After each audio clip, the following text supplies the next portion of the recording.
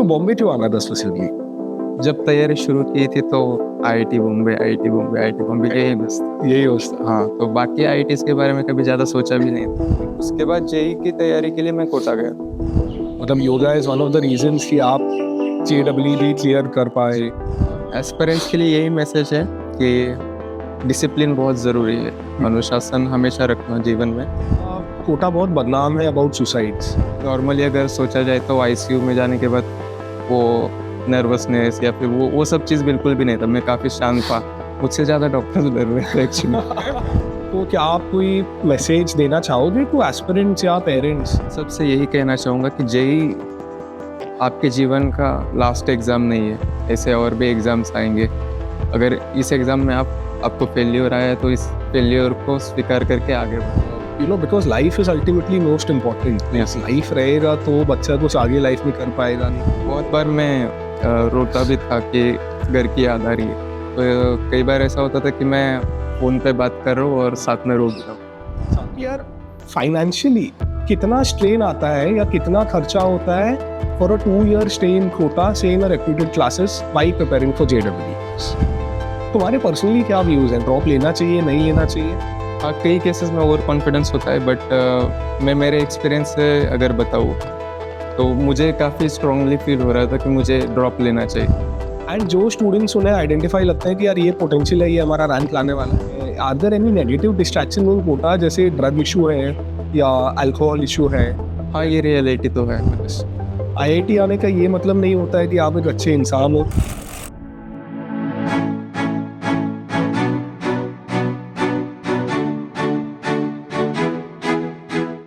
So hi everyone, welcome back to yet another episode of the Hostel Podcast from IIT Bombay. आज मेरे साथ है Pranav, who is pursuing his BTech from the Metallurgical Engineering and Material Science Department at IIT Bombay. And आप सबने Kota factory series तो देखी होगी YouTube पे, बट प्रणव ने एक्चुअली में अपनी जेईई की प्रिपरेशन कोटा में की है. So let's hear from him about his IIT Bombay journey and the preparation which he did in Kota etcetera, और आईआईटी बॉम्बे में भी प्रेजेंटली कैसे उसकी लाइफ चल रही है. So do watch this episode till the very end. So Pranav, welcome to this podcasting series. And viewers के लिए अपना यार थोड़ा एक brief introduction दे दो कि कहाँ से आते हो, अभी IIT में कौन से ईयर में हो और कौन से कोर्स में हो. Hello everyone, I am Pranav. I am from Pune, Maharashtra. Pune के रूरल एरिया से मैं बिलोंग करता हूँ. अगर आपने सुना हो तो बारामती, उसके बगल में जो तालुका आता है इंदापुर, वहाँ से मैं हूँ. तो मैं अभी यहाँ पे IIT बॉम्बे में बीटेक 3rd ईयर में हूँ, MEMS डिपार्टमेंट से. MEMS डिपार्टमेंट से. प्रणव, तुमने मेंशन किया कि तुम एक बहुत एक सॉर्ट ऑफ रूरल एरिया से तुम्हारा अपब्रिंगिंग है, वहाँ पे तुम बड़े हुए थे. तो ये IIT जाने का मोटिवेशन कब आया और कैसे आया? IIT मैंने पहले सुना नहीं था. 8-9 स्टैंडर्ड तक मैंने सुना नहीं था कभी IIT जेईई के बारे में. तो वहाँ तक मेरा ऐसा ही था कि मैं सिविल सर्विस की तरफ ही मेरा ज़्यादा इंक्लिनेशन था कि मुझे वही करना है, MPSC UPSC. तो 9th स्टैंडर्ड में जब हमारे स्कूल में एक्चुअली में पुणे से एक सर आते थे पढ़ाने को, फाउंडेशन क्लास लेते थे वो. तो उन सर से मैंने सुना कि जेईई क्या होता है. फाउंडेशन क्लास किस बारे में? जनरल था, मतलब आगे 11th या 12th के लिए ज़्यादा आसानी हो पढ़ने में, क्योंकि हमारा स्टेट बोर्ड था, महाराष्ट्र स्टेट बोर्ड. तो बहुत बार ऐसा होता है कि जब आप 11th-12th में जाते हो और कुछ जेईई या नीट की तैयारी करते हो तो आपको टफ जाता है थोड़ा, ऐसा था. तो फिर उनके थ्रू मुझे ये पता चला IIT जेईई के बारे में. और तब तक फिर भी मेरा वो नहीं था कि मुझे IIT जेईई करना है. लेकिन जब हम दोस्त वगैरह आपस में चर्चा करते थे कि 10th के बाद क्या करेंगे, ऐसा वैसा, तो तब वहाँ से फिर ये बात आई कि IIT पहले करते हैं, ग्रेजुएट होते हैं और फिर सिविल सर्विस. राइट. तो ये क्लैरिटी तुम्हें ऑलमोस्ट 10th स्टैंडर्ड में आ गई. एंड देन तुमने IIT का जो जेईई का प्रिपरेशन था वो करने के लिए तुम अपने जो टाउन से बाहर गए थे कहीं दूसरे सिटी में? हाँ, जेईई का तैयार 10th तक तो मैं मेरे टाउन में ही था. राइट. उसके बाद जेईई की तैयारी के लिए मैं कोटा गया था. कोटा गए थे. और ये कौन सा साल था? ये था 2019. 2019 में बेसिकली जून 2019 होगा. अप्रैल. अच्छा, हाँ, राइट, बिकॉज मार्च में बोर्ड्स खत्म होते थे, तो तुमने अप्रैल में तुरंत चले गए थे. हाँ. सो प्रणव, तुमने मेंशन किया दैट तुम जेईई की प्रिपरेशन के लिए कोटा गए थे इन द ईयर 2019. सो कोटा के रिस्पेक्ट में मुझे या रादर ऑडियंस तुमसे कुछ सवाल कुछ जवाब जानना चाहेगी, because from the point of view of से पेरेंट्स या एस्पायरिंग एस्पिरेंट्स जो प्लान कर रहे हैं कि मैं अपनी JEE की जर्नी के लिए कोटा जाऊंगा या जाऊंगी, ठीक है। So firstly Pranav, I want to know कि यार फाइनेंशियली कितना स्ट्रेन आता है या कितना खर्चा होता है for a 2-year stay in Kota से in a reputed classes while preparing for JEE। अगर हम कोचिंग फीस की बात करें तो पर ईयर 11th-12th में लगभग वो सेम है, तो अबाउट 1,30,000 के अराउंड। ये तुमने 2019 में दिया था। 2019 में, हाँ। हाँ, ठीक। तो 1,30,000 के अराउंड था पर ईयर का, राइट। दोनों साल का। तो एंड जो हॉस्टल या रहने खाने के जो फीस है वो अलग से है, मतलब वो अबाउट कुछ 8,000, 10,000, 12,000 इसके अराउंड रहती है, हाँ, पर मंथ। तो ये मेजरली मतलब अगर किसी को कोटा जाना है तो रफली मतलब आज अगर मानते हैं कि 1.5 लाख है तो 3 लाख तो ऐसे हो गए, and may be per month 24 months रहना है, बिल्कुल। सो दैट्स 2.5 लाख एडिशनल, तो 5.5 तो यही हो गए जी। उसके अलावा आपको स्टेशनरी करना है, कुछ जेब खर्च के लिए कुछ चाहिए है, कुछ ट्रैवल करना है, ऐसे। तो रफली अगर आज के दिन में कोई पेरेंट्स अपने बच्चे को कोटा भेजना चाहेंगे तो रफली मे बी 7 to 8 लाख का तो 7 lakhs 7-8 लाख का प्रिपरेशन होना चाहिए for Kota, right. And Pranav, ये चीज में क्या क्लासेस वाले या कोई एक्सटर्नल तुम्हें कोई स्कॉलरशिप, फेलोशिप या कुछ डिस्काउंट ऑफर करते हैं तो मेरिट स्टूडेंट्स, उसका क्या कंसेप्ट है? हाँ, स्कॉलरशिप में होता है, उनके टेस्ट रहते हैं क्लासेस हाँ, क्लासेस के टेस्ट रहते हैं एडमिशन से पहले। तो उस टेस्ट में अगर हम अच्छा परफॉर्म करते हैं तो उसके बेसिस पे हमें स्कॉलरशिप मिलता है, राइट। तो मुझे अराउंड 10%, 11th में 10% मिला था मुझे। 11th में आपको 10% मिला था ऑन द बेसिस ऑफ जो भी टेस्ट है। So on the basis of test Pranav, जब क्या हर स्टूडेंट जो क्लासेस में एनरोल करता है उसे बेसिक ये टेस्ट देना पड़ता है? नहीं, ज़रूरी नहीं है। ओके। वो टेस्ट होता इसी के लिए है कि आपको अगर स्कॉलरशिप अवेल करना है तो आप टेस्ट लो। प्रणव, जनरली ये क्लासेस का तुम्हारा शेड्यूल कैसा रहता है कि तुम मतलब टेस्ट सीरीज कितने ऑफ्टन होती हैं और लेक्चर्स कितने ऑफ्टन होते हैं, एक दिन में कितने लेक्चर होते हैं, कुछ उसके बारे में बताओ। वहाँ मोस्टली 2 बैचेस में स्टूडेंट्स को डिवाइड करते हैं, एक होता है मॉर्निंग वाला, दूसरा आफ्टरनून वाला। तो मॉर्निंग वालों का क्लासेस 8 अबाउट 8 से शुरू होके 1:30 तक चलती है। तो ये ईयर वाइज चेंज भी होता है, 11th में थोड़ी कम क्लासेस होती है, 12th में थोड़ी एक क्लास एक्स्ट्रा लगती है, तो उसका 1.5 घंटा पर क्लास 1.5 आवर। तो 11th में जब मैं था तब 8:15 से लेकर 12:30 तक ही होता था मेरा, राइट। तो जब 12th में गया तो मेरा 8:30 से लेकर 1:30 तक होने लगा। बेसिकली इसमें या 2 से 3 लेक्चर्स ऑफ 2-3 आवर्स कवर हो जाते हैं। हाँ, राइट। एंड ये मॉर्निंग आफ्टरनून कौन डिसाइड करता है? ये क्या हर क्लासेस में होता है? पहली बात है बैचेस। हाँ, ये बैच पे ही डिपेंड करता है। उस बैच को किसी एक स्लॉट में ही रन होता है वो बैच, ऐसा।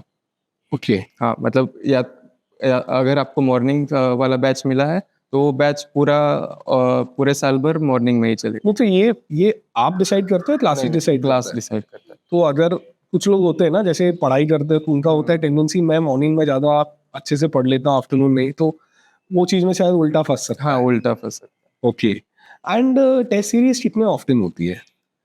इनिशियली मंथ में एक बार होता है टेस्ट। जैसे जैसे टाइम जाता है वैसे फिर 20 डेज में होने लगता है।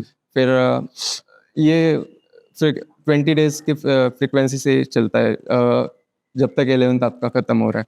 जैसे 11th आपका ख़त्म होगा तो कंटिन्यूस टेस्ट रहेंगे, हफ्ते में 2 टेस्ट अबाउट, तो अराउंड ऐसे कुछ 8-10 टेस्ट हो जाएंगे आपके JEE मेंस के भी, एडवांस के भी। तो क्लासेस के बारे में ये बोला जाता है, और जब मैं भी JEE की प्रेप कर रहा था, this is one of the dark side या somewhere it is practical also कि क्लासेस वाले स्टूडेंट्स सेग्रीगेट करने लगते हैं, एंड जो स्टूडेंट्स उन्हें आइडेंटिफाई लगते हैं कि यार ये पोटेंशियल है, ये हमारा रैंक लाने वाला है, उस पर ज़्यादा रिसोर्सेज लगाते हैं, ज़्यादा एक्सपीरियंस फैकल्टी को असाइन करते हैं, राइट। और जो कम वाले स्टूडेंट्स हैं उनको थोड़ा निग्लेक्ट करते हैं। तो this is a reality in Kota as well. हाँ, ये रियलिटी तो है, मतलब 2-3 महीने के बाद एक बार फिर बैचेस शफल हो जाती है। राइट। तो वो शफलिंग जो होता है वो आपके प्रीवियस टेस्ट के रिकॉर्ड से होता है। तो आपका जैसे परफॉर्मेंस रहा होगा वैसे आपको फिर ऊपर नीचे हो जाएगा। तो आप किस बैचेस में थे आप? लाइक ऊपर मैं मीडियम टाइप। मैं मीडियम टाइप में था।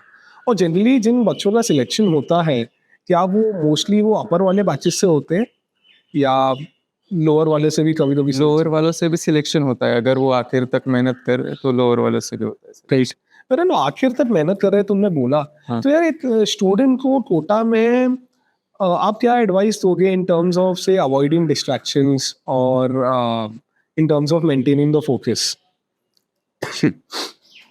मैं ऐसे करता था, मतलब मैं एक प्रॉपर लाइफस्टाइल मेंटेन करता था। जैसे उठने का डिसिप्लिन मेरा काफ़ी अच्छा था, तो उठने का समय से लेकर सोने के समय तक, खाने की आदतें और वो सब मेरा प्रॉपर टाइम के साथ चलता था। और मैं फिर ज़्यादा इधर उधर ध्यान नहीं देता था, मतलब क्लासेस हो गई, फिर आके पढ़ना है, पढ़ाई ख़त्म करके सो जाना है। बट डिस्ट्रैक्शंस रहते थे। हाँ, अगर मतलब वो माइंड के फोकस पे ज़्यादा डिपेंड करता है। मतलब अगर मैंने मन को शांत नहीं रखा है अपने, तो वो नेचुरली डिस्ट्रैक्ट हो गई। तो मैं उसके लिए फिर योगा वगैरह करता था कभी से। तो मुझे मिनिमम हाफ आवर 45 मिनट्स ऐसा मैं करता था। राइट। और किस टाइप के डिस्ट्रैक्शंस हैं? Are there any negative distraction in Kota, जैसे ड्रग इशू है या अल्कोहल इशू है, उस टाइप में? ड्रग इशू का मैंने पहले सुना नहीं है कभी। शायद मैं ज़्यादा डिस्ट्रैक्ट नहीं होता तो मुझे उसका आइडिया भी ना हो। आइडिया भी ना हो। हाँ, that may be the reason. So Pranav, Kota एक खास चीज के लिए लाइक न्यूज में बहुत बार आता है, which is a very sad thing about student suicides. So क्या आपके टाइम पे कोई सुसाइड आपके आस पड़ोस में आपके क्लासेस से हुआ था? हाँ, हमारे एरिया में जब मैं 11th में था, तब हमारे एरिया में एक सुसाइड हुआ था। And why do you think students या बच्चे उस टेंडर एज में सुसाइड कर लेते हैं? मेजरली मुझे लगता है कि डिस्ट्रैक्शंस और जो सोसाइटी से प्रेशर होता है, उसी के कारण बच्चे इतना बड़ा कदम ले लेते हैं। तो क्या आप कोई मैसेज देना चाहोगे टू एस्पिरेंट्स या पेरेंट्स कि you know, because life is ultimately most important. Yes. Life रहेगा तो बच्चा कुछ आगे लाइफ में कर पाएगा, नहीं कर पाएगा, राइट? तो आप क्या एक मैसेज देना चाहोगे टू पेरेंट्स और एस्पिरेंट्स जो प्लान कर रहे हैं कि हम अपने बेटे या बेटी को कोटा भेजेंगे, about this particular aspect at least? इसमें मैं तो यही कहूँगा कि जेई हो या नीट हो या कोई भी अदर एग्जाम हो, वो तो केवल एक एग्जाम है, करियर का एक पार्ट में मानता हूँ उनको। तो उसको लाइफ का एक सबसेट है वो। तो वो अगर वो नहीं हो रहा है ठीक से तो पूरा जीवन ही खराब है, ऐसा नहीं है। या तो हाँ, तो मैं ये करना चाहूँगा कि पेरेंट्स या सोसाइटी इतना बर्डन ना डाले अपने स्टूडेंट्स पे, बच्चों पे। मैंने भी अपने केस में देखा था, जैसे जब मैं जेडब्ल्यू दिया था, मेरा भी क्लियर नहीं हुआ था फर्स्ट अटेम्प्ट में। एंड मेरे पेरेंट्स ने मुझे कभी प्रेशराइज नहीं किया, at least on the academic front और एनीथिंग लाइक दैट। एंड बाद में नहीं मेरा जेडब्ल्यू क्लियर हुआ, मैंने नॉर्मल कॉलेज से बीटेक किया, बट फिर मैंने गेट दिया एमटेक के लिए, जो एडमिशन प्रोसीजर होता है, और मैं आईआईटी इवेंचुअली आ गया। एक अच्छा पैकेज वगैरह मिल गया ग्रेजुएशन के बाद and all that. So life is not just limited to JEE, right Pranav? जैसे जेडब्ल्यू में कितने एस्पिरेंट्स बैठते होंगे? More than 10 lakhs। More than 10 lakhs are sitting, seats 10,000 है, 10,000। राइट? सो ऑब्वियसली 9,90,000 का नहीं होना है, राइट? बट इसका ये मतलब नहीं है कि लाइफ में कुछ भी लूज कर दिया। इनफैक्ट कॉम्पिटिटिव एग्जाम्स के बारे में मैं भी मेरा ये ओपिनियन बन गया था, इतना मतलब मैंने दिए हैं कि यार मतलब कोई एग्जाम आईआईटी में आने का सिर्फ ये मतलब होता है कि आप जो सिलेबस है एग्जाम का, आपको उस दिन पे you are able to answer questions in a better manner about that syllabus. IIT आने का ये मतलब नहीं होता है कि आप एक अच्छे इंसान हो या आप बहुत महान आदमी हो या कुछ भी like that. It just means that on that day of the examination you are able to better answer those questions which are part of the syllabus. That is all which it means.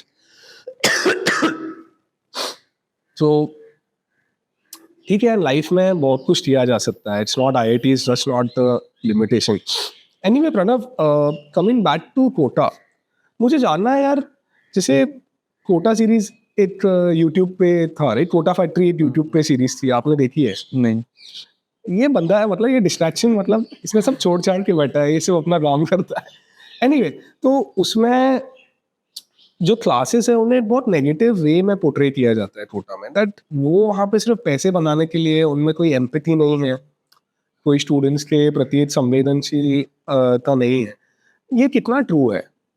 आपको क्या लगा कि आपके professors या classes का management supportive था, या in general एक बार जैसे पैसे ले लिए तो आप भाड़ में जाओ तुम, उस टाइप का एटीट्यूड है? पैसे ले ले बाढ़ में जब, ऐसा तो एटीट्यूड नहीं होता है पूरी तरह, क्योंकि मैं अपना एक्सपीरियंस बताता हूँ। बहुत बार ऐसा होता था कि मैं बहुत लो फील करता था, मतलब मैं पढ़ रहा हूँ, मेहनत कर रहा हूँ, कभी कभी नंबर नहीं आते थे, ऐसा होता था। तो जब भी मैं अपने टीचर्स से बात करता था तो वो हमेशा सपोर्ट किया उन्होंने मुझे। और ये सपोर्टिव होता है, मतलब ये सपोर्टिव नेचर है वहाँ के टीचर्स का। तो अगर मैं मुझ में इच्छा है वो मुझे ये करना है, क्लियर करना है जी, तो आपको सपोर्ट मिलेगा ही वहाँ। राइट, बट आप में वो मोटिवेशन होना चाहिए, जैसा आपने पहले बताया था कि आप में वो डिसिप्लिन भी होना चाहिए कि आपको डेली एफर्ट डालना है। राइट, इट्स नॉट लाइक कि कुछ दिन डाला देन पार्टी कर ली देन कुछ कर लिया। Right, all those kind of thing. And Pranav, food wise क्या तुम्हें कभी लगा कि बिकॉज यू शिफ्टेड महाराष्ट्र से आप कोटा शिफ्ट हुए, तो बिकॉज ऑफ द डाइट तुम्हें बहुत सारा प्रॉब्लम हुआ उस प्लेस में एडजस्ट करने में? नहीं, मुझे पर्सनली कोई प्रॉब्लम नहीं था। और वन मोर थिंग प्रणव, कि 10 के बाद फर्स्ट टाइम तुम घर से बाहर गए थे, तो वो कैसा फीलिंग लगता है कि 10 के बाद अब मैं घर से दूर पढ़ रहा हूँ, एक बहुत हाई कॉम्पिटिटिव एग्जाम के लिए पढ़ रहा हूँ। चलो तुम्हारे घर वालों ने कभी प्रेशराइज नहीं किया, फिर भी ऐसे घर की याद आती होगी? हाँ, याद तो बहुत आती थी। बहुत बार मैं रोता भी था कि घर की याद आ रही है। तो कई बार ऐसा होता था कि मैं फोन पे बात कर रहा हूँ और साथ में रो भी रहा हूँ। साथ में रो भी रहे हो? राइट। एंड घर वाले कितने ऑफ्टन विजिट करने आते थे? once in 2 months about. Once in 2 months आ ही जाते थे? हाँ, initially once in a month आते थे। हाँ, एक बार जाके मिल के आएंगे, बाद में फिर फ्रिक्वेंसी कम कर देंगे। जनाब एक और इम्पोर्टेंट मुझे कोटा से रिलेटेड लास्ट क्वेश्चन लेना था, और उसके बाद अपन आईआईटी पे ही आते हैं, कि ड्रॉप ईयर के बारे में तुम्हारे क्या व्यूज़ हैं? आई एम श्योर कोटा में ऐसे स्टूडेंट्स रहे होंगे जो फर्स्ट टाइम में नहीं हो पाया, देन उन्होंने डिसाइड किया कि अब मुझे ड्रॉप लेना है, फिर से जेईई की प्रिपरेशन करेंगे। तुम्हारे पर्सनली क्या व्यूज़ हैं, ड्रॉप लेना चाहिए नहीं लेना चाहिए? मैं भी एक ड्रॉपर हूँ। अच्छा। तो मैं 2019 को जब गया था तो 11th मेरा पूरा वही पे हुआ। राइट। लेकिन जैसे ही लॉकडाउन हुआ, कर्फ्यू लगा था, तब 12th मेरा पूरा घर पे हुआ। तो 12th में मैंने बहुत ख़राब पढ़ाई करी, मैं पढ़ नहीं पाता था। तो तब मेरा वो हो गया था, फिर डिस्ट्रैक्ट होना, ये होना। तो जब कर्फ्यू कोविड का लगा था, मीन्स कोटा भी बंद ही हो गया? हाँ, कोटा भी बंद। तो क्लासेस तुम्हारे ऑनलाइन मोड में हाँ, चल रहे थे, and that sort of preparation नहीं हो पा रहा था। तुम्हारा जेईई का फर्स्ट अटेम्प्ट खराब हो गया? हाँ, फर्स्ट अटेम्प्ट खराब हो गया। मेंस क्लियर हुआ था? बट हाँ, क्लियर हुआ था, 98% है स्ट्रॉन्ग। बट एडवांस नहीं हो पाया? एडवांस भी लगभग क्लियर हो गया था, लेकिन मुझे आईआईटी बॉम्बे में जहाँ पे आना था वहाँ पे नहीं आ रहा था। आईआईटी खड़गपुर में किसी कोई फूड एंड कुछ ब्रांच था वैसा, तो उस फील्ड में अपना रैंक बताना चाहोगे? 15,000 समथिंग। 15,000 तुम्हारा ऑल इंडिया रैंक था इन जेडब्ल्यू 2021। सो देन तुमने ड्रॉप लिया। सो ड्रॉप का प्रिपरेशन कहाँ कर रहे थे? बिकॉज आई थिंक 21 के बाद तो रिस्ट्रिक्शंस काइंड ऑफ खत्म हो गए थे। हाँ, बिल्कुल। तब मैं फिर वापस कोटा गया।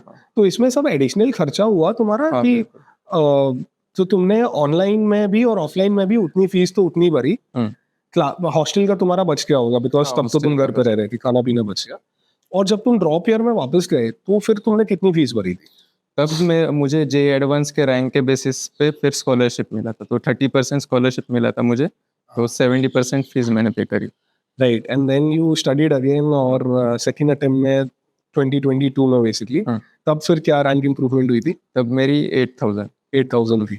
सो प्रणव, तुमने ऐसे क्या चेंज क्या आया तुम में between your first JW attempt and second JW attempt? क्या डिफरेंट किया तुमने? जो मैं 11th में करता था ना, कि रेगुलरली पढ़ो, रोज का काम रोजाना करो, जितना होमवर्क दिया है वो करते जाओ, रिवीजन करो, वो सबसे इम्पोर्टेंट है। और फिर मैंने जो ड्रॉप ईयर था, पूरा ड्रॉप ईयर में वही किया है मैंने।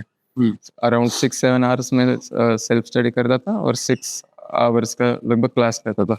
तो उस 6-7 आवर्स में डेली मैं रिवाइज करता था जो आज पढ़ाया है वो, और जो होमवर्क दिया है वो कंप्लीट करते था बस। अच्छा, तो एक वापस एक सॉर्ट ऑफ रूटीन में आ गए थे। हाँ बिल्कुल। एंड बट अगेन लाइक तुम एडवाइस क्या दोगे यार, ड्रॉप ईयर किस बेसिस पे लेना चाहिए? कि गट फीलिंग होता है कि मैं अगले साल निकाल लूंगा, कहीं वो ओवर कॉन्फिडेंस तो नहीं है?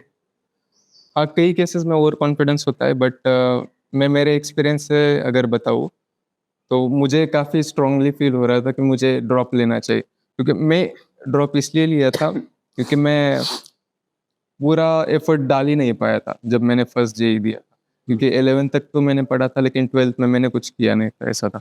तो मैं चाहता था कि मुझे एफर्ट डालना है पूरा, हाँ। भले ही चाहे फिर बाद में जो भी हो, पर मुझे पूरा एफर्ट डालना है, बस वो सुकून मुझे चाहिए कि मैंने पूरा हिम्मत से ट्राई किया था। राइट राइट, आई थिंक वो सही अप्रोच रहता है। मैंने भी जब मेरा एयरफोर्स का एग्जाम था, राइट, एंड मैं एयरफोर्स का बहुत सारा ये एसएसबी दे रहा था, एंड आई थिंक 7th या 8th अटेम्प्ट के टाइम पे मैंने जीआरई दे के बाहर एमएस के लिए अप्लाई कर दिया था, और मुझे कुछ यूएस यूनिवर्सिटी से ना सिलेक्शन का वो आ भी गया था। तो बट तब मुझे क्या लगा कि अगर मैं इस पॉइंट पे यूएस चला गया, ये 40-50 लाख का खर्चा है, राइट, मुझे लगा यार उस पॉइंट पे अगर मैं ये यूएस चला गया तो मैं कभी वापस नहीं आ सकता ये एयरफोर्स का अटेम्प्ट देने के लिए। हाँ। तो मुझे लगा यार कि जो आखिर तक है, जिस एज तक मैं अटेम्प्ट दे सकता हूँ, मुझे लगा कि यार 100% दे देना चाहिए, लाइफ में बाद में रिग्रेट नहीं होना चाहिए। यार साला बाद में यार कि यार अटेम्प्ट 6-7 मेरे पास और थे, बट मैं बाद में यूएस चला गया, अब यूएस चला गया तो मैं यहाँ अटेम्प्ट नहीं दे पाता। वो इन मन में बोलते ना मलाल रह जाता है यार कि ये नहीं किया। तो I totally understand that, and this is a very good thing कि यार अपने तरफ से 100% दे दो। हुआ तो हुआ, नहीं हुआ तो एटलीस्ट वो सेटिस्फैक्शन रहेगा कि मैंने अपना 100% दे दिया। बाय द वे एंड में मेरा भी हो गया था एयरफोर्स में selection, that's a different thing, we cover that in some another episode. जो कोटा में आज प्रेजेंट एस्पिरेंट्स पढ़ रहे हैं और जिनका इस साल जेडब्ल्यू में नहीं होगा, तो उन्हें क्या एक मैसेज देना चाहोगे? मैं उन सब से यही कहना चाहूँगा कि जेई आपके जीवन का लास्ट एग्ज़ाम नहीं है, ऐसे और भी एग्ज़ाम्स आएंगे। अगर इस एग्ज़ाम में आपको फेल्योर आया है तो इस फेल्योर को स्वीकार करके आगे बढ़ो, फिर चाहे वो आप दोबारा अटेम्प्ट करना हो तो अटेम्प्ट कीजिए, नहीं तो आगे भी आएंगे, बहुत सारे एग्ज़ाम्स होंगे। बात भी है, लास्ट एग्जाम नहीं है। मैंने जैसे अपने केस में पहले भी पता है, मैंने एक और चीज भी ऑब्जर्व किया था, तब मैं जेन्युइनली थोड़ा गधा था जेई के टाइम पे, इन द सेंस दैट मुझे कंसेप्ट्स, ये जो फिजिक्स हो गए, केमिस्ट्री, मैथ्स हो गए, मुझे एकदम क्लियरली नहीं समझ में आते थे, right? And now that I accepted that at that time I was not very well able to grasp the concept, and that is okay. कभी कभी एक्सेप्ट कर लेना चाहिए कि यार हाँ, हमारा भी लिमिटेशन है, हमें ये चीज नहीं समझ में आ रहा है, मे बी आपको कुछ और चीज समझ में आए, right? So you should think about it, don't force yourself into something कि यार जेई इंजीनियरिंग ही करना है, जेई करना है, maybe you are good at arts, maybe you are good at biology, right? So जो चीज में अच्छे हो वो करो, एंड उस फील्ड में टॉप पे पहुंचो, that should be the approach. Anyway Pranav, तुम जेडब्ल्यू क्लियर कर लिया, हो गया, फाइनली आईआईटी बॉम्बे में एडमिशन मिल गया, राइट? एंड बॉम्बे ही आना था या क्यों बॉम्बे क्यों आना था स्पेसिफिकली? जब तैयारी शुरू की थी तो IIT Bombay, IIT Bombay, IIT Bombay यही बस था। यही होता। हाँ, तो बाकी आईआईटीज के बारे में कभी ज़्यादा सोचा भी नहीं था। तो पहला रीज़न तो ये था, बाद में फिर ज़्यादा कन्वीनियंट भी है, पास पड़ता है घर से पास, पुणे से पुणे मुंबई, राइट? तुम फाइनली बॉम्बे आ गए, तुम्हें हमेशा से बॉम्बे ही आना था, राइट? ऐसा बहुत कम होता है, मुझे लगता है कि मोस्टली लाइक आईआईटी जाना है, कोई इतना स्पेसिफिक नहीं सोचता है कि मुझे कौन से आईआईटी जाना है, बट तुम्हें ऑलवेज था कि मुझे बॉम्बे जाना है from maybe class 10, right? And then जब तुम फाइनली बॉम्बे आ गए तब तुम्हें कैसा लगा? मे बी तुम्हारा जो फर्स्ट सेमेस्टर का एक्सपीरियंस है, क्या तुम ब्रीफली 2-3 सेंटेंसेस में शेयर करना चाहोगे? फर्स्टली बहुत अच्छा लगा था जब सबसे पहले यहाँ पे आया, यहाँ का कैंपस ही पहले सेमेस्टर में तो यही किया ज़्यादा, कैंपस घूमा पूरा, जो कोर्सेस रन वगैरह हो रहे थे, जो भी कोर्सेस थे काफ़ी अच्छे थे हमें, और पढ़ाई तो चलती रहती लेकिन बाकी सारी चीज़ें भी थी, जैसे स्पोर्ट्स में भी मैं लिया करता था, और कैंपस को बहुत एक्सप्लोर किया। कैंपस बहुत, हाँ, बहुत अच्छा एक्सप्लोर किया। कौन से हॉस्टल में थे? मैं 16 में था। और 16 के बाद पेरेंट हॉस्टल? 16 के बाद 5 5 में थे।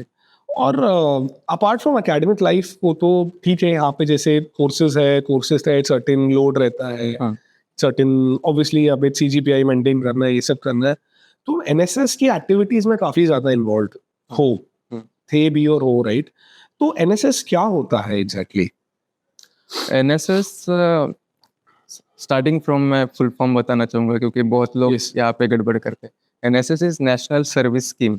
Right, most of the time national social service मैं भी वही सोचता। हाँ, मैं फर्स्ट टाइम जब मैं सुना था फर्स्ट ईयर में तब मेरा भी वही था। नेचुरली वो आता है national social service, but it's national service scheme.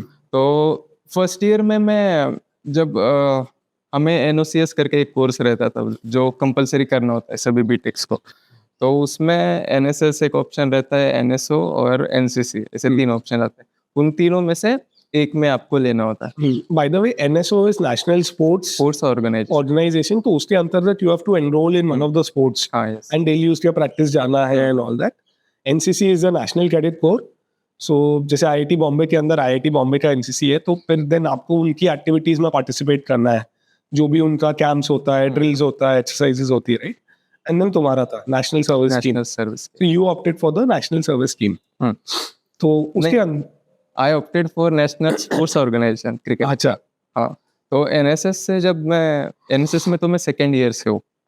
अच्छा, फर्स्ट ईयर में तुम NSO में? हाँ, NSO में ही था, राइट। तो लेकिन मेरा ऐसा था तब कि मुझे तीनों करना था, NCC भी, NSS भी, NSO भी। हाँ। तो मैं काफ़ी रिक्वेस्ट वगैरह भी कर रहा था कि मुझे तीनों में एनरोल करना है, बट वैसे वो अलाउ नहीं होता क्योंकि वो कोर्स है। तो मैंने NSO क्रिकेट में एनरोल किया था। और फिर लेकिन मैं NSS की जो भी एक्टिविटीज़ वगैरह रहती थी, तो मेरे कुछ दोस्त थे जो NSS में थे, तो उनकी एक्टिविटीज़ में भी मैं जाता था फिर वॉलंटरीली, तो वहीं से फिर वो इंटरेस्ट बढ़ता गया कि NSS में काफ़ी। तो किस टाइप की एक्टिविटीज NSS IIT बॉम्बे करता है? इसमें मेनली अगर बड़ी एक्टिविटीज़ देखें तो जैसे क्लॉथ कलेक्शन ड्राइव्स हो गई, क्लीन अप ड्राइव्स हो गई, ये सब पर सेमिस्टर पर ईयर ऐसा चलता है। और छोटी-छोटी एक्टिविटीज़ होती है जिसके थ्रू बच्चों को अवेयर किया जाता है सोशल इश्यूज़ के बारे में। जो भी बीटेक फर्स्ट ईयर स्टूडेंट्स हैं, जिनको NOCS कोर्स होता है। राइट। तो बेसिकली तुम जब सेकेंड थर्ड ईयर में आ जाते हो तो you are kind of mentoring them कि सोशल अवेयरनेस और इन सब एस्पेक्ट्स के बारे में।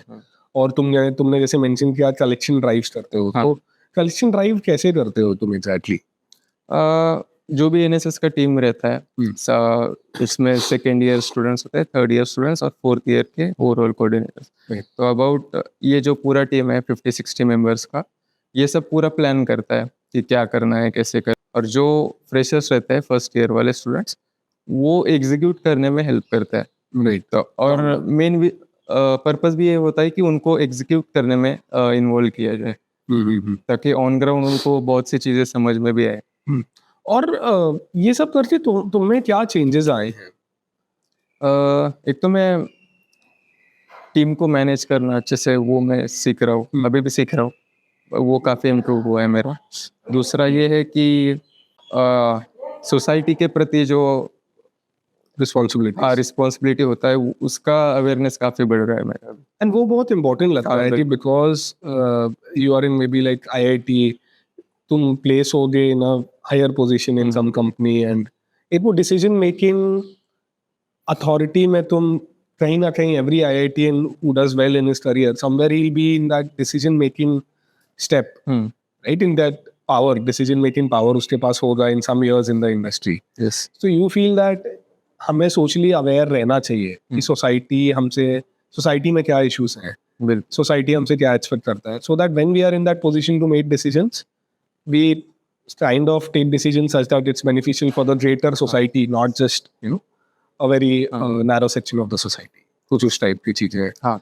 तो तुम NSS का पार्ट होके क्या IIT बॉम्बे के बाहर भी जाते हो कुछ एक्टिविटीज करने? हाँ, कुछ एक्टिविटीज होती है जो बाहर में होती है, जैसे बीच क्लीनअप में मैं 2-3 बार गया हूँ, और मैंग्रोव क्लीनअप्स ड्राइव्स होती है उसमें भी मैं पार्ट लिया था। और कई बार यहाँ के जो स्टूडेंट्स हैं उनको फिर जो ऑर्फनेजेस और वो सब होता है उनमें भी लेके जाता है, तो वहाँ पे एक दिन हम बिता के फिर वापस आते हैं। तो ऑर्फनेजेस में जाते हो, वहाँ पे पूरा एक दिन देखते हो, हाँ फिर एकदम से लाइफ में वो सब निकल जाता होगा ना, जैसे घमंड, एरोगेंस, ये वो, जब यस तो उस टाइम की चीजें देख लो कि यार मतलब it you start to appreciate the small things in life, yes कि हमारे पास तो यार इतना ज्यादा है, यहाँ पे इनको देखो, राइट? बिल्कुल definitely I think that does play a role, that does make a change, mindset थोड़ा बदल जाता है towards life, right? And apart from NSS आप स्पोर्ट्स भी खेलते हो आईआईटी में? हाँ, तो क्या स्पोर्ट खेलते हो? अभी तक अगर स्पोर्ट्स का बताए तो मैं बहुत सारे स्पोर्ट्स खेल चुका हूँ यहाँ पे आने के बाद। शुरुआत मेरी क्रिकेट से हुई थी, एनएसओ क्रिकेट के थ्रू। उसके बाद फिर मैंने फुटबॉल भी खेला, हॉकी भी खेला है, फ्रिस्बी खेला, कबड्डी खेला, लगभग बहुत सारे स्पोर्ट्स में खेल चुका हूँ। तो यहाँ पे एक वो चीज़ है कि स्पोर्ट्स कल्चर काफ़ी अच्छा है। And in general Pranav, academics कैसा रहा है? Okay, manageable? हाँ मैनेजेबल है। मेरा उतना अच्छा तो नहीं रहा है बट ठीक ठाक है। ठीक है, तो मतलब तुमने एक ओवरऑल बैलेंस लाइफ यहाँ पे अब तक जिया है, एकेडमिक्स, सोशल एक्टिविटीज, स्पोर्ट्स और ये सब से। Are you happy with the kind of life you are living in IIT Bombay? Yes, yes. Content है? हाँ बहुत कुछ। बहुत कुछ। तो तुम्हारे पेरेंट्स को प्रणव कैसा लगता है दैट अभी एक छोटे टाउन से आते हो and then you are in Mumbai, IIT Bombay में हो? How they are very proud of you, they are happy of your achievements? हाँ वो काफ़ी प्राउड फील करते हैं।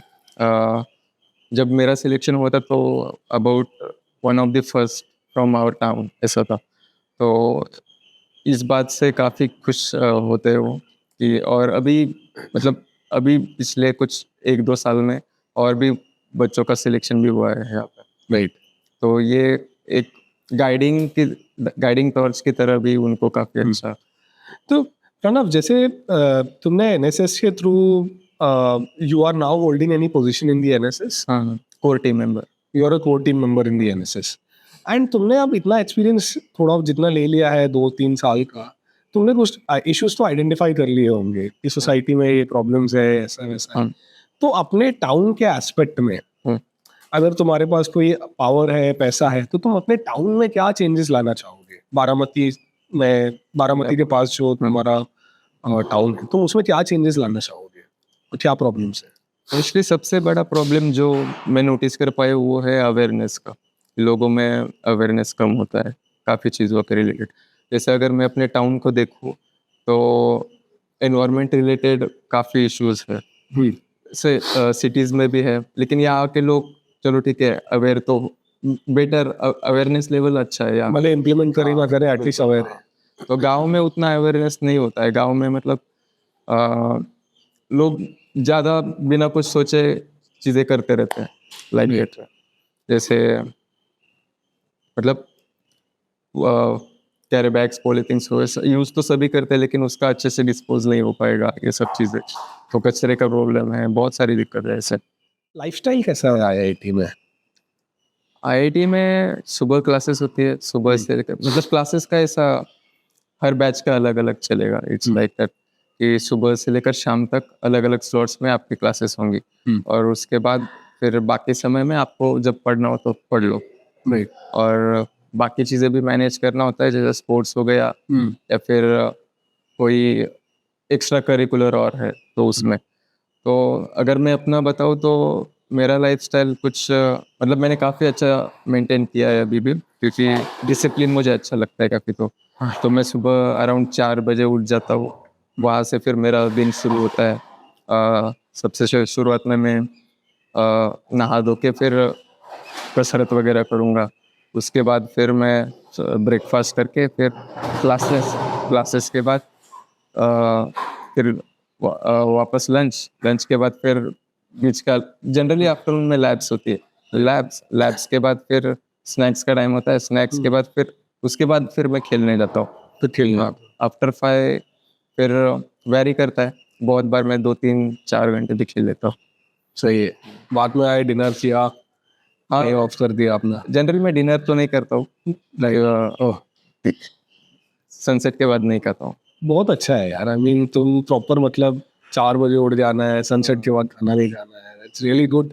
एंड समवेयर लाइक आईआईटी में भी और मे बी कोटा में भी सर्वाइव करने के लिए तुम्हें जरूर ऐसा लगता ही होगा that maintaining your physical and mental health is equally important.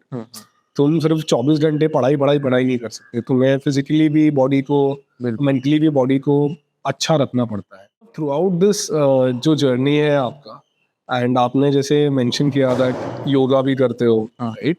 सो योगा का क्या फायदा हुआ है through out your JEE journey and surviving in IIT Bombay? Firstly yoga के सराव से मैंने ये महसूस किया है कि बाहरी कंडीशंस कैसी भी हो, एक्सटर्नल कंडीशंस कैसी भी हो, तुम मेंटली बहुत स्टेबल होते हो। मतलब भले तुम काफ़ी अच्छा परफॉर्म कर रहे हो या काफ़ी ख़राब परफॉर्म कर रहे हो, तुम्हारा स्टेबिलिटी नहीं जाता है, वो मेंटेन रहता है। और अप्स एंड डाउन्स में शायद वही सबसे इम्पोर्टेंट मैं महसूस करता हूँ कि मेंटली बहुत स्टेबल होना बहुत ज़रूरी है। तो ये एक फ़ायदा मैंने नोटिस किया है। दूसरा ये है कि अगर फिज़िक का बात करें तो फिज़िकली अगर आप काफ़ी ड्यूरेशन से योग साधना सराव करते हैं, प्रैक्टिस करते हैं, तो एक तो आपका बॉडी एफिशिएंसी बहुत बढ़ जाता है। मतलब आप कम खा के ज़्यादा डिलीवर कर रहे हो, इट्स लाइक तो ये काफ़ी, इसलिए मैं रात का खाना मैंने वही से छोड़ा। जरूरत ही नहीं पड़ती हाँ, बॉडी ज़रूरत को। ही नहीं पड़ती। तो 3 टाइम में हो गया बस, दैट्स इट। और फिर योगा के प्रैक्टिस से लगातार मतलब मैं सबसे सब पहले जब किया था योगा, तब मैं अराउंड 12 ईयर्स का था, 12 साल का। ओके। हाँ, तो वही से मेरा योगा के प्रैक्टिस में हूँ। मतलब बीच में छूट भी गया था, लेकिन वापस 11 से शुरू किया था मैंने। तो 11 से फिर कंटिन्यू है, आफ्टर लॉकडाउन से कंटिन्यू है। तो इसके बाद मैंने ये महसूस किया है कि अपनी जो पल्स रेट होती है ना, वो बहुत स्टेबल हो जाती है, रिड्यूस भी हो जाती है, इसका नंबर भी बहुत कम हो जाता है। जैसे नॉर्मल अगर अपन बात करें तो पल्स रेट 72 एवरेज कंसिडर करते, तो मेरा हमेशा 55 के अराउंड, 50 के अराउंड ऐसा रहता है, एट मैक्स 60 खाना खाने। मतलब yoga is one of the reasons कि आप JEE भी क्लियर कर पाए, वो स्ट्रेस ले पाए। IIT बॉम्बे में भी आप एकेडमिक्स में भी आप, मतलब आप एकेडमिक्स में भी इन्वॉल्व हो, आप अलग से कोई लैब में भी जाते हो for some project, right? And we will talk about that. And आप स्पोर्ट्स भी खेलते हो, आप NSS का भी पार्ट हो, उसमें भी सोशल सर्विसेज करते हो, और ये सब बैलेंस कर पाते हो। Yoga being one of the core reasons for that, and that is very great. Like तो JEE की प्रेप हो गई या वो हो गई, never just do the preparation, सिर्फ पढ़ाई पढ़ाई मत करते रहो।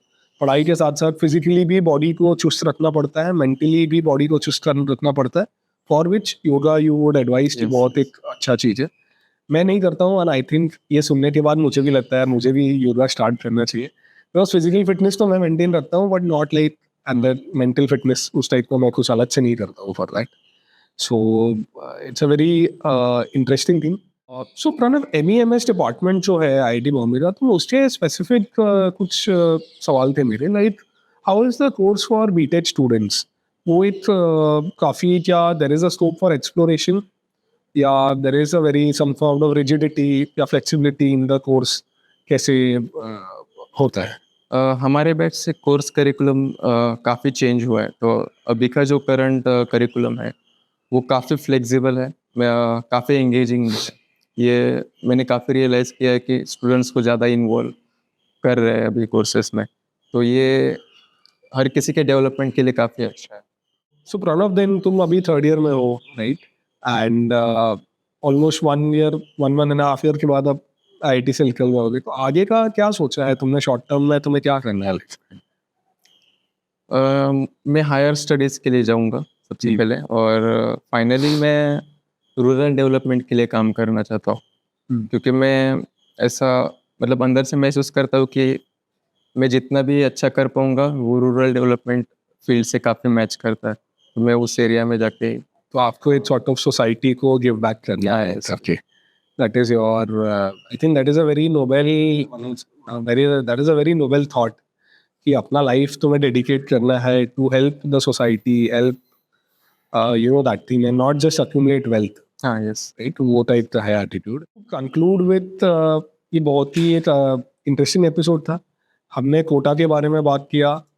कोविड के टाइम पे प्रणव कोटा में था, उसने फिर 12th के बाद ड्रॉप लिया, ड्रॉप लेने के बाद IIT आए, IIT में इतने सारे चीज़ों में इन्वॉल्व हो, योगा का रोल हमने जाना कि यार योगा करने से जैसे how he has felt you know that mentally stronger and he is able to manage a lot of things with less amount of stress. तो उस सब चीज़ों पे बात की। It was a very interesting talk in my opinion. Finally तुम audience को कुछ कहना चाहोगे? to any message to maybe say one message to the aspirants, one message to the parents of the aspiring students? Aspirants के लिए यही message है कि डिसिप्लिन बहुत ज़रूरी है, अनुशासन हमेशा रखना जीवन में। तो बहुत सी चीज़ें आसान हो जाती है क्योंकि डिसिप्लिन होने से फिर ज़्यादा सोचना नहीं पड़ता है, ये करूँ या वो करूँ ऐसे। तो अगर डिसिप्लिन है तो आप 7 बजे उठते हो तो 7 बजे उठ जाओगे, उसमें सोचना कुछ नहीं। तो डिसिप्लिन से काफ़ी सारी चीज़ें आसान हो जाती है। तो डिसिप्लिन हमेशा रखना, ये एस्पिरेंट्स के लिए मैं कहूँगा। और पेरेंट्स के लिए मैं ये कहना चाहूँगा कि अपने बच्चों से ज़्यादा एक्सपेक्टेशन ना रखें। मतलब ठीक है वो तैयारी कर रहे हैं, अपना एफर्ट डाल रहे हैं, बट वो एक्सेप्ट करने की टेंडेंसी भी होनी चाहिए कि लास्ट में जो भी हो वो एक्सेप्ट करके आगे जाना। योगा के बारे में मुझे एक एक्सपीरियंस और शेयर करना था। वो ऐसा कि लास्ट ईयर मुझे काफ़ी इंटेंस स्टमक पेन हो रहा था, तो वो डायग्नोसिस भी नहीं हो पा रहा था उसका जल्दी से, तो मुझे आईसीयू तक लेके गए थे। अच्छा। हाँ, तो इसमें मैंने एक बात नोटिस किया, भले ही मेरा फिजिक्स में थोड़ा प्रॉब्लम था, लेकिन मैं मेंटली बहुत स्टेबल था। मतलब नॉर्मली अगर सोचा जाए तो आईसीयू में जाने के बाद वो नर्वसनेस या फिर वो सब चीज़ बिल्कुल भी नहीं था। मैं काफ़ी शांत था, मुझसे ज़्यादा डॉक्टर्स डर रहे थे एक्चुअली। तो उनकी जो भागदौड़ थी वो सब देख के मैं बहुत स्टेबल था, और शायद वो स्टेबिलिटी या फिर कामनेस, जो कामनेस कहते हैं अपन, वही फिर जल्दी रिकवरी में मुझे हेल्प किया काफ़ी। It's a very interesting thing that yoga definitely करना चाहिए। कहीं ना कहीं यार ये नहीं लगता है ना, कभी कभी नहीं लगता कि जैसे करिकुलम में हाँ। एक ये चीज़ें इनकॉर्पोरेट होनी चाहिए। बिल्कुल। देयर इज अ स्कूल में आई थिंक मे बी होता भी होगा अब कि यार सुबह का आधा घंटा अब योगा करो, हाँ। या एक पर्टिकुलर स्पोर्ट्स का जैसे पीरियड तो रहता ही था। एक होलिस्टिक डेवलपमेंट होना चाहिए like, हर जगह में भी, इवन प्राइवेट जगहों पे जैसे क्लासेस हो रही, क्लासेस को भी आई फील यार एनकरेज करना चाहिए। आप ही का रिजल्ट शायद सुधर जाएगा। राइट यार, मतलब ठीक है आप 6-7 घंटे पढ़ाओ, 10 घंटे पढ़ाओ, दिन में 8 घंटे पढ़ाओ, बट बिल्कुल। एटलीस्ट 1 घंटा आप बच्चों को योगा करवाओ, एक आधा घंटा स्पोर्ट्स खिलवाओ। एक होता है like I have also experience sports के रिस्पेक्ट में कि यार जिस दिन मैं जब हॉस्टल में था, जिस दिन मैं अगर सुबह नहीं दौड़ने जाता था या मैं नहीं कुछ एक्सरसाइज करता था, बहुत अजीब लगता था। और जब एक्सरसाइज कर लिया थोड़ा एक बॉडी के अंदर रश लगता था कि यार अब फ्रेश लग रहा है, अब एक वो किक आ गया कि अब डे स्टार्ट करना है। Definitely very important. एटलीस्ट हमें तो ऐसा ही लगता है आई फील। कुछ लोग होते होंगे कि यार ठीक है हमें पूरा दिन पढ़ना है, that's okay, up to you, but definitely do keep your body fit, do keep your mind fit. Mind fit के लिए योगा कर सकते हो, you can read some good books, right? Know about the world around you, maybe geopolitics हो गया, like that kind of books, not like listen to some news. And definitely keep your mind good, keep your body good, eat the right food, eat healthy food, eat on time. वो sunset sunrise के पहले वाला जो concept है, sunset के बाद नहीं खाने वाला है, वो बहुत ही मतलब सही चीज़ है। आप नहीं खाओ, बॉडी एकदम फ्रेश है। I think then we will close this episode. If you have any questions for Pranav, आप कमेंट्स में लिखिए and we can ask him. अगर आप चाहते हैं कि हम कोई और पर्टिकुलर एक एस्पेक्ट ऑफ प्रणव जर्नी उस चीज़ पे स्ट्रेच करें, तो वो भी हम फिर से एक नया एपिसोड शूट कर सकते हैं। जस्ट अगर आपको कोटा के बारे में और इन्फॉर्मेशन जानना है और सवाल है and all that, so we can shoot another small video for those specific questions as well. So thank you very much for watching this episode. Do like, comment, share and subscribe, and thank you. Tata, bye bye until next episode.